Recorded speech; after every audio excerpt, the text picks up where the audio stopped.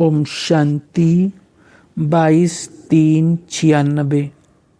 ब्राह्मण जीवन की पर्सनैलिटी सब प्रश्नों से पार, सदा प्रसन्न चित्त रहना। आज सर्व प्राप्ति दाता बाप दादा अपने सर्व प्राप्ति स्वरूप बच्चों को देख रहे हैं। बाप दादा द्वारा प्राप्तियां तो बहुत हुई है, जिसका अगर वर्णन करो तो बहुत है, लेकिन लंबी लिस्ट बताने के बजाय यही वर्णन करते हो कि अप्राप्त नहीं कोई वस्तु इस ब्राह्मण जीवन में। तो बाप दादा देख रहे हैं कि प्राप्तियां तो बहुत है, लंबी लिस्ट है, तो जिसको सर्व प्राप्तियां हैं उसकी निशानी प्रत्यक्ष जीवन में क्या दिखाई देगी जानते हो? सर्व प्राप्तियों की निशानी सदा उसके चेहरे और चलन में प्रसन्नता की पर्सनैलिटी दिखाई देगी। पर्सनैलिटी ही किसी को भी आकर्षित करती है। तो सर्व प्राप्तियों की निशानी प्रसन्नता की पर्सनैलिटी है, जिसको संतुष्टता भी कहते हैं। लेकिन आजकल चेहरे पर जो प्रसन्नता की झलक देखने में आए वो नहीं दिखाई देती। कभी प्रसन्नचित और कभी प्रश्नचित, दो प्रकार के हैं। एक है जरा सी परिस्थिति आई तो प्रश्नचित, क्यों, क्या, कैसे, कब, ये प्रश्नचित। और प्राप्ति स्वरूप सदा प्रसन्नचित होंगे। उसको कभी भी किसी भी बात में क्वेश्चन नहीं होगा, क्योंकि सर्व प्राप्तियों से संपन्न है। तो ये क्यों क्या जो है वो हलचल है। जो संपन्न होता है उसमें हलचल नहीं होती, जो खाली होता है उसमें हलचल होती है। तो अपने आप से पूछो कि मैं सदा प्रसन्न चित्त रहता हूँ? कभी कभी नहीं, सदा। 10 वर्ष वाले तो सदा होंगे या नहीं? हाँ नहीं करते, सोच रहे हैं। प्रसन्नता अगर कम होती है तो उसका कारण प्राप्ति कम, और प्राप्ति कम का कारण कोई न कोई इच्छा। इच्छा का फाउंडेशन ईर्ष्या और अप्राप्ति है। बहुत सूक्ष्म इच्छाएं अप्राप्ति के तरफ खींच लेती है। फिर रायल रूप में यही कहते हैं कि मेरी इच्छा नहीं है, लेकिन हो जाए तो अच्छा है। लेकिन जहाँ अल्पकाल की इच्छा है वहाँ अच्छा हो नहीं सकता। तो चेक करो, चाहे ज्ञान के जीवन में ज्ञान के रायल रूप की इच्छाएं, चाहे मोटे रूप की इच्छाएं, अभी देखा जाता है कि मोटे रूप की इच्छाएं समाप्त हुई है, लेकिन रायल इच्छाएं ज्ञान के बाद सूक्ष्म रूप में रही हुई है। वो चेक करो, क्योंकि बाप दादा अभी सभी बच्चों को बाप समान संपन्न संपूर्ण बनाने चाहते हैं। जिससे प्यार होता है उसके समान बनना कोई मुश्किल बात नहीं। तो बाप दादा से सबका बहुत प्यार है, बहुत प्यार है पक्का। तो प्यार के पीछे त्याग करना या परिवर्तन करना क्या बड़ी बात है? नहीं, तो पूरा त्याग किया है। जो बाप कहता है, जो बाप चाहता है वो किया है, सदा किया है। कभी कभी से काम नहीं चलेगा। सदा का राज्य भाग प्राप्त करना है या कभी कभी का? सदा का चाहिए ना। तो सदा प्रसन्नता और कोई भी भाव चेहरे पर व चलन में दिखाई नहीं दे। कभी कभी कहते हो ना, आज बहन जी या भाई जी का मूड और है। आप भी कहते हो आज मेरा मूड और है। तो इसको क्या कहेंगे? सदा प्रसन्नता हुई? कई बच्चे प्रशंसा के आधार पर प्रसन्नता अनुभव करते हैं, लेकिन वो प्रसन्नता अल्पकाल की है। आज है, कुछ समय के बाद समाप्त हो जाएगी। तो ये भी चेक करो कि मेरी प्रसन्नता प्रशंसा के आधार पर तो नहीं है। जैसे आजकल मकान बनाते हैं ना, तो सीमेंट के साथ रेत की मात्रा ज़्यादा डाल देते हैं, मिक्स करते हैं। तो ये भी ऐसे ही है। जो फाउंडेशन मिक्स है यथार्थ नहीं है। तो जरा सी परिस्थिति का तूफान आता है, वह किसी भी प्रकार की हलचल होती है तो प्रसन्नता को समाप्त कर देती है। तो ऐसा फाउंडेशन तो नहीं है। बाप दादा ने पहले भी सुनाया है, अब फिर से अंडरलाइन कर रहे हैं कि रायल रूप की इच्छा का स्वरूप नाम, मान और शान है। आधार सर्विस का लेते हैं, सर्विस में नाम हो, लेकिन जो नाम के पीछे सेवा करते हैं उनका नाम अल्पकाल के लिए तो हो जाता है कि बहुत अच्छा सर्विसेबल है, बहुत अच्छा आकर्षण करने वाले हैं, लेकिन नाम के आधार पर सेवा करने वाले का ऊंच पद में नाम पीछे रह जाता है, क्योंकि कच्चा फल खा लिया, पका ही नहीं तो पक्का फल कहाँ खाएंगे, कच्चा खा लिया। अभी अभी सेवा की, अभी भी नाम पाया, तो ये कच्चा फल है।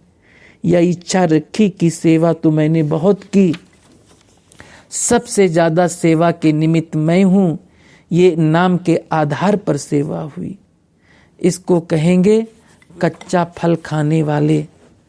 तो कच्चे फल में ताकत होती है क्या? वह सेवा की तो सेवा के रिजल्ट में मेरे को मान मिलना चाहिए। ये मान नहीं है, लेकिन अभिमान है। जहाँ अभिमान है वहाँ प्रसन्नता रह नहीं सकती। सबसे बड़ा शान बाप दादा के दिल में शान प्राप्त करो। आत्माओं की दिल में अगर शान मिल भी गया तो आत्मा स्वयं ही स्वयं लेने वाली है।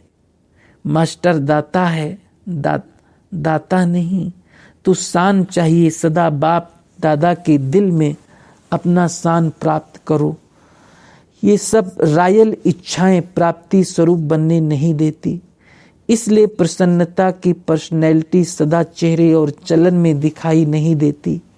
किसी भी परिस्थिति में प्रसन्नता का मूड परिवर्तन होती है तो सदा काल की प्रसन्नता नहीं कहेंगे। ब्राह्मण जीवन की मूड सदा चेयरफुल और केयरफुल। मूड बदलना नहीं चाहिए। फिर रायल रूप में कहते हैं आज मुझे बड़ी एकांत चाहिए। क्यों चाहिए?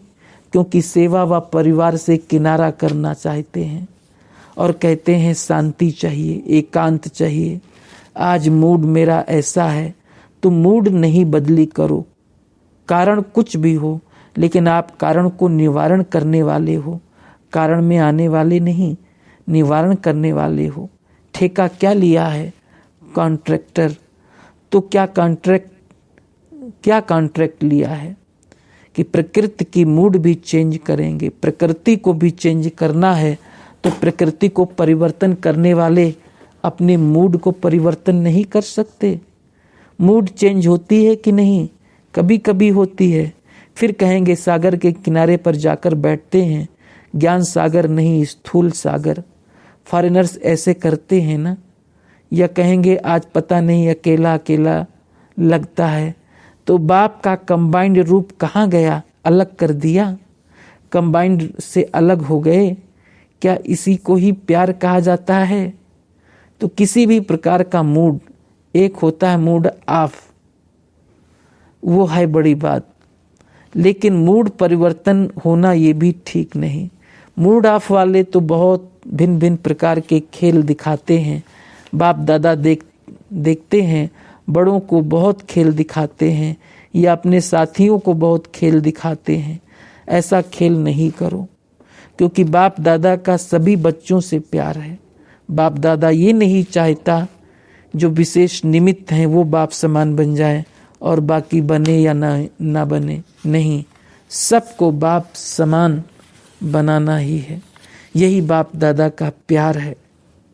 तो प्यार का रिस्पांस देने आता है कि नाज नखरे से रिटर्न करते हो।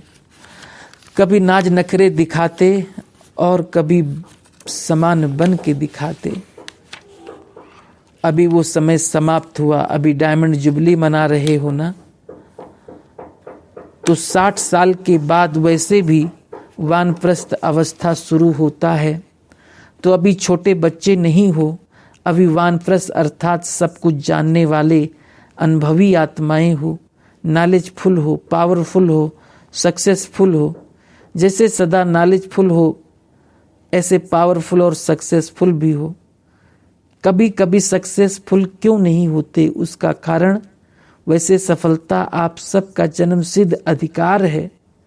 कहते हो ना, सिर्फ कहते हो या मानते भी हो, तो क्यों नहीं फैसला होती है? कारण क्या है? जब अपना जन्मसिद्ध अधिकार है तो अधिकार प्राप्त होने में, अनुभव होने में कमी क्यों? कारण क्या? बाप दादा ने देखा है, मेजॉरिटी अपने कमजोर संकल्प पहले ही इमर्ज कर देते हैं।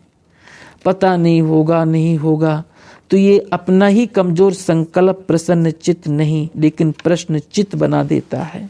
होगा, नहीं होगा, क्या होगा पता नहीं, ये संकल्प दीवार बन जाती है और सफलता उस दीवार के अंदर छिप जाती है। निश्चय बुद्धि विजयी, ये आपका स्लोगन है। जब ये स्लोगन अभी का है, भविष्य का नहीं, वर्तमान का है, तो सदा प्रसन्न चित्त रहना चाहिए ना, यह प्रश्न चित्त। तो माया अपने ही कमजोर संकल्पों की जाल बिछा लेती है और अपने ही जाल में फंस जाते हैं। विजयी हैं ही, इससे इस कमजोर जाल को समाप्त करो। फंसो नहीं लेकिन समाप्त करो। समाप्त करने की शक्ति है, धीरे धीरे नहीं करो, फट से सेकंड में इस जाल को बढ़ने नहीं दो। अगर एक बार भी इस जाल में फंस गए ना तो निकलना बहुत मुश्किल है।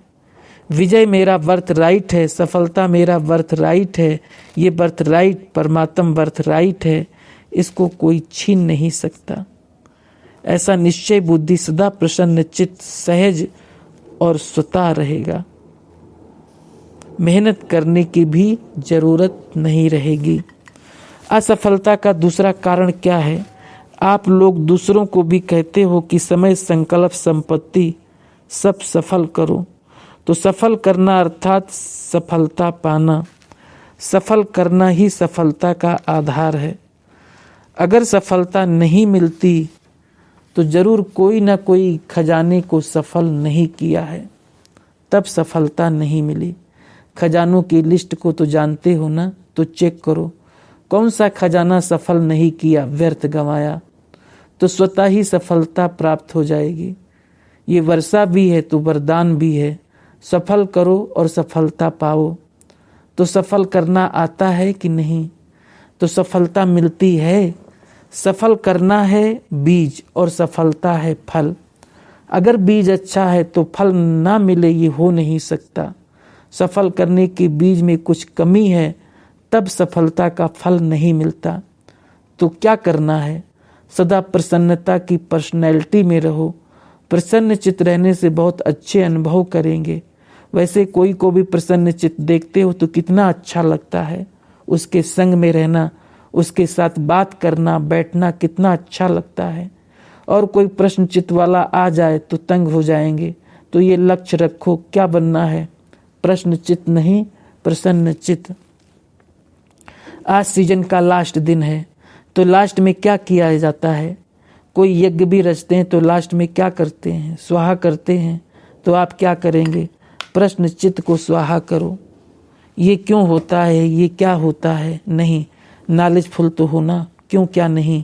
तो आज से ये प्रश्न, व्यर्थ प्रश्न स्वाहा। आपका भी टाइम बचेगा और दूसरे का भी टाइम बचेगा। दादियों का भी टाइम इसमें जाता है, ये क्यों, ये क्या, ये कैसे। तो ये समय बचाओ, अपना भी और दूसरों का भी। बचत का खाता जमा करो, फिर 21 जन्म आराम से खाओ पियो मौज करो, वहाँ जमा नहीं करना पड़ेगा। तो स्वाहा किया कि सोचेंगे? सोचना है, भले सोचो। अपने से पूछ लो ये कैसे होगा, ये कर सकेंगे या नहीं। ये 1 मिनट में सोच लो, पक्का काम कर लो।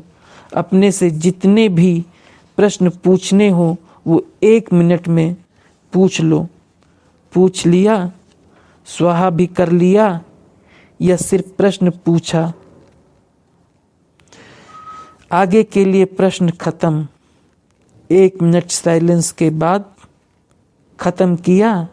हाँ जी, ऐसे ही नहीं हाँ कर लेना। जब बहुत काल का अनुभव है कि प्रश्न चित्त अर्थात परेशान होना और परेशान करना अच्छी तरह से अनुभव है ना, तो अपने निश्चय और जन्म सिद्ध अधिकार की शान में रहो तो परेशान नहीं होंगे। जब इस शान से परे होते हो तभी परेशान होते हो। समझा? अच्छी तरह से समझा कि अभी कहेंगे हाँ समझा और फॉरेन में जाएंगे तो कहेंगे मुश्किल है, ऐसे तो नहीं है।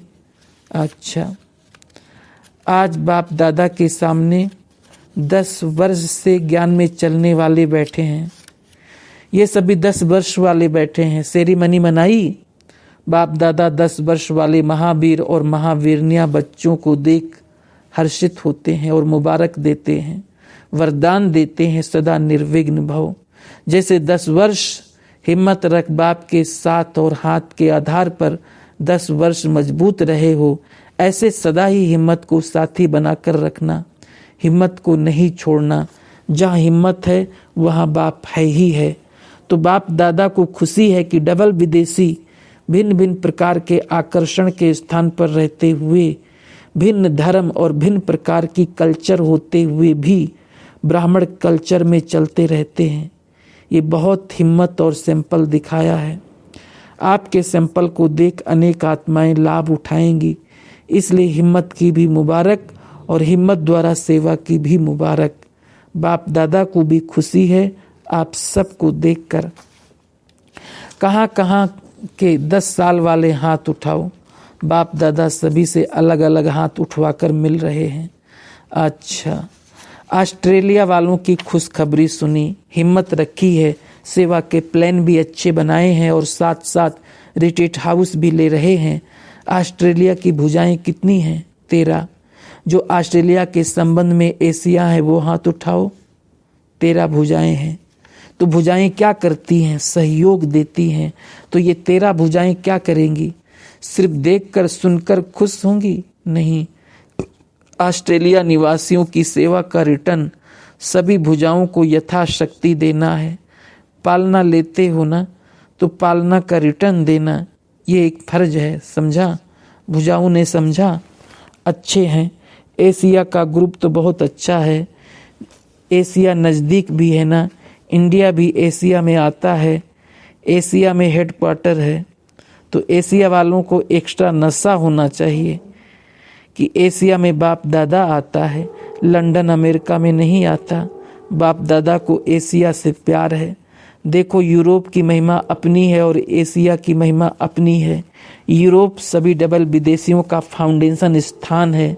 सेवा का आरंभ यूरोप में हुआ, चाहे यूके कहो चाहे यूरोप कहो, लेकिन बाप दादा का आना एशिया में हुआ। अच्छा, 10 वर्ष वाले हाथ उठाओ। वैसे तो बहुत होंगे, लेकिन इस ग्रुप को चांस मिला है, ये भी लक है। अच्छा है। पांडव भी काफ़ी हैं, तो 10 वर्ष वालों को बाप दादा और सर्व परिवार की तरफ से पदम गुना मुबारक हो। अच्छा, अभी अगली सीजन क्या होगी ये प्रश्न है। ये काम का प्रश्न है, इसलिए भले पूछो, फालतू प्रश्न नहीं। तो बाप दादा का ड्रामा प्लान अनुसार ये प्लान है कि ये वर्ष डायमंड जुबली का है और डायमंड जुबली की सेवा का उमंग उत्साह चारों ओर देश विदेश में अच्छा है और अच्छा रहेगा, अच्छा होना ही है। इसलिए ये वर्ष जितना जी भर करके सेवा करने चाहो उतना करो। इस वर्ष में चाहे भारत चाहे विदेश, कई बच्चों का उमंग उत्साह है कि यथाशक्ति बड़े बड़े प्रोग्राम करें, और जब बड़े प्रोग्राम करते हैं तो बड़ों को बुलाते हैं। तो बाप दादा का प्लान है कि इस वर्ष जो ऐसे योग्य प्रोग्राम होंगे, ऐसे नहीं मकान की ओपनिंग है तो दादी आवे, ऐसे नहीं, लेकिन डायमंड जुबली के कनेक्शन में जो भी जहाँ भी प्रोग्राम योग्य होगा वहाँ दादियाँ जा सकती हैं। लेकिन है, दादियों की तबीयत से सबको प्यार है ना, कि सिर्फ सेवा से है? सेवा से प्यार है या इनकी तबीयत से भी प्यार है? दोनों से है ना। इसलिए स्वयं भी सोच समझ कर निमंत्रण दो। ऐसे नहीं कि आना ही है, नहीं तो हम नाराज हो जाएंगे, रोना शुरू कर देंगे। ऐसा नहीं करो। देखो, एक तरफ यज्ञ के घर के सभी मालिक हो, ऐसे नहीं हम तो छोटे, हमको क्या मालूम, हम तो अपने घर में थे। नहीं, विश्व के जिम्मेवार हो। कल ताज पहना था ना ब्रैकेट में, कल 10 साल वालों की सेरेमनी में ताज पहनाया गया था। तो जिम्मेवारी का ताज था या गत्ते का था? सभी ने जिम्मेवारी का ताज पहना ना। तो जब भी कोई प्रोग्राम बनाते हो तो यज्ञ को भी देखो, क्योंकि आज मधुबन आपको आकर्षण क्यों करता है। आपके सेंटर भी तो ज्ञान योग वाले हैं, लेकिन मधुबन क्यों आकर्षित करता है? क्योंकि ब्रह्मा बाप की तपस्या उसकी स्थिति का स्थान है। तो जिन निमित्त बड़ी दादियां हैं, उन्होंने यज्ञ का वातावरण, यज्ञ की कारोबार, उसको भी देखना है। और आप भी सब जिम्मेवार हो। नहीं तो मधुबन में जो भी आते हैं और वातावरण से खुश होकर जाते हैं, उसका कारण क्या है? बड़ों की स्थिति का स्थान पर प्रभाव पड़ता है। तो ये भी देखो, क्योंकि यज्ञ का वातावरण चारों ओर फैलता है। आप सबको शक्ति मधुबन के स्थान से ही मिलती है। तो मधुबन की कारोबार, सेवाएं, वातावरण, साथ साथ दादियों की तबीयत, उसको भी देखो, फिर प्रोग्राम बनाओ।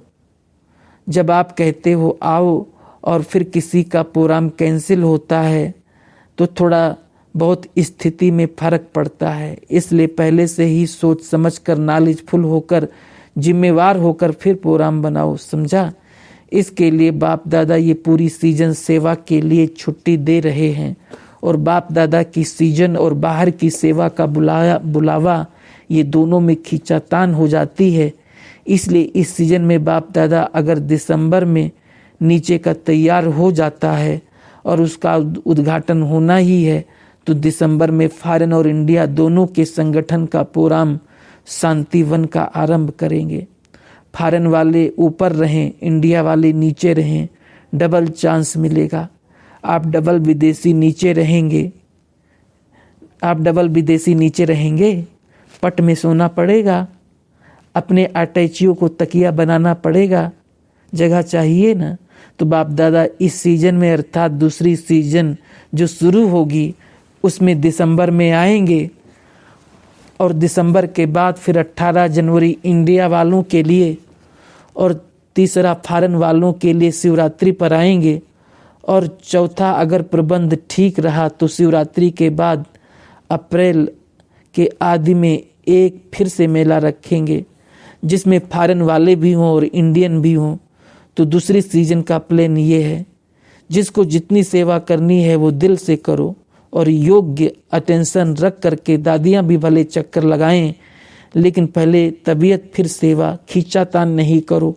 अभी टाइम काफ़ी है, इसलिए उस अनुसार एक तो चक्कर लगाओ और दूसरा ब्राह्मणों के रिफ्रेशमेंट की, जो बाप दादा ने कहा कर्मातीत बनने का, अशरीरी बनने का अभ्यास करो।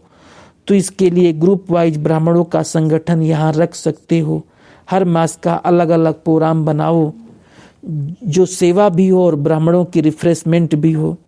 बाकी एक ही वर्ष में खींचातान से फॉरेन में जाना ही है, ऐसी खींचातान नहीं करो, आराम से बनाओ। अभी आगे का समय भी बहुत है, इसलिए इस वर्ष में व इस सीजन में एक चक्कर फॉरेन का और दूसरे समय में दूसरा चक्कर बनाओ। तो आराम से, स्नेह से सेवा और दादियों की तबीयत का बैलेंस रखो, समझा। तो दूसरी सीजन का यही प्लान है, फिर आगे देखेंगे। क्योंकि वर्तमान समय चाहे देश में चाहे विदेश में हलचल भी होनी ही है, तो जितना सेवा का चांस ले सकते हो उतना ले लो, समझा। ड्रिल बाप दादा ने ड्रिल कराया। 1 सेकेंड में अशरीरी बनना, ये पाठ पक्का है। अभी अभी विस्तार, अभी अभी सार में समा जाओ। ब्रैकेट में बाप दादा ने फिर से ड्रिल कराई। अच्छा, इस अभ्यास को सदा साथ रखना। चारों ओर के सर्व प्रश्न चित्त से परिवर्तन होने वाले, सदा प्रसन्न चित्त की पर्सनैलिटी वाले श्रेष्ठ आत्माएं, सदा अपने विजय और जन्मसिद्ध अधिकार के स्मृति में रहने वाले स्मृति स्वरूप विशेष आत्माएं, सदा सफल करने से सहज सफलता का अनुभव करने वाले बाप के समीप आत्माओं को बाप दादा का याद, प्यार और नमस्ते। जो डबल विदेशी चारों ओर के 10 वर्ष वाले बच्चे हैं, उन्हों को विशेष मुबारक और याद प्यार दादियों से। बाप दादा का आप परिवार के सिरताज निमित्त आत्माओं के लिए सदा जीते रहो, उड़ते रहो और उड़ाते रहो, यही संकल्प सदा रहता है। अपने योग की तपस्या की शक्ति से शरीर को तो चला रहे हो, लेकिन आपसे ज़्यादा बाप दादा को ओना रहता है। इसलिए समय प्रमाण फास्ट चक्कर नहीं लगाओ, आराम से जाओ और आओ, क्योंकि दुनिया की परिस्थितियां भी फास्ट बदल रही है। इसलिए सेवा की बाप दादा मना नहीं करते, लेकिन बैलेंस, सभी के प्राण आपके शरीरों में हैं। तन ठीक है तो सेवा भी अच्छी होती जाएगी। इसलिए सेवा खूब करो, लेकिन ज़्यादा धक्का नहीं लगाओ, थोड़ा धक्का लगाओ। ज़्यादा धक्का लगाने से क्या होता है, बैटरी स्लो हो जाती है। इसलिए अभी से बैलेंस अभी से रखना आवश्यक है। ऐसे नहीं सोचो ये वर्ष तो कर लें, दूसरा वर्ष पता नहीं क्या है। नहीं, जीना है और उड़ाना है। अभी तो आपका पार्ट है ना, तो अपने पार्ट को समझकर धक्का लगाओ, लेकिन बैलेंस में धक्का लगाओ। ठीक है, फास्ट नहीं बनाओ, 2 दिन यहाँ, तीसरे दिन वहाँ, नहीं, अभी वो टाइम नहीं है।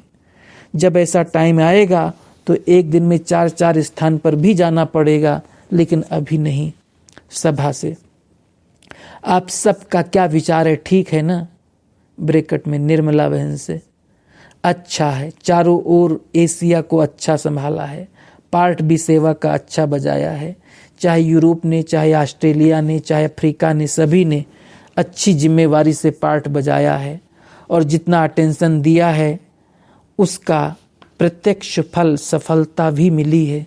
ऐसे नहीं कि ऑस्ट्रेलिया की ड्यूटी थी उन्होंने किया, नहीं, सभी तरफ के डबल विदेशियों ने अच्छी अच्छी आत्माएं मधुबन तक लाई और सफलता पाई। बैकबोन में सभी साथी रहे और सदा रहना ही है। इस बारी जर्मनी बहुत आया है, अच्छा है। जैसे ऑस्ट्रेलिया वालों ने प्रत्यक्ष परिवर्तन का स्वरूप दिखाया, ऐसे जर्मनी वालों को ऐसा प्रत्यक्ष स्वरूप दिखाना है जो हर एक सेंटर सबसे अच्छा और संख्या में भी सबसे नंबर 1 हो। अभी जर्मनी की कमाल देखेंगे। सारे ब्राह्मण परिवार की नज़र जर्मनी पर है, क्योंकि भविष्य में जर्मनी बहुत सहयोगी बनने वाली है। अभी भी मददगार है, मुबारक हो। अभी ऐसी कमाल करके दिखाना जो किसी ने नहीं किया हो, लंदन ने भी नहीं किया हो। ब्रैकेट में लंदन वालों ने त्याग किया है, सुदेश बहन को वहाँ सेवा पर भेजा है। ये त्याग नहीं है, भाग्य है। लंदन वालों ने अपना भाग्य बनाया है कि त्याग किया है। जो पढ़ाया है उसका फल भी तो देना है, तो फल है दूसरों को सहयोग देना। ये लंदन के ही तो कमरे हैं, लंदन है हाल और बाकी सब हैं कमरे। कोई बड़े कोई छोटे, खुश होना। अच्छा, टीचर्स हाथ उठाओ, बहुत हैं। ब्रैकेट में आज पीछे बैठी हैं। दूर होते भी समीप हो, शरीर से दूर हो लेकिन दिल से बहुत समीप हो। टीचर्स अच्छी मेहनत कर रही हैं। चारों ओर की टीचर्स मेहनत और हिम्मत का प्रत्यक्ष रूप दिखा रही हैं। अच्छा, जयंती बहन लंदन, मोहिनी बहन अमेरिका। ब्रैकेट में बाबा को थैंक्स। बच्चों की हिम्मत और बाप की मदद। पहला कदम बच्चों की हिम्मत और पदम गुना बाप की मदद। अच्छी रिस्पांसिबिलिटी उठाई है और आगे भी बढ़ता रहेगा। अच्छा चल रहा है, प्लान अच्छा बनाया है। अच्छा, ओम शांति।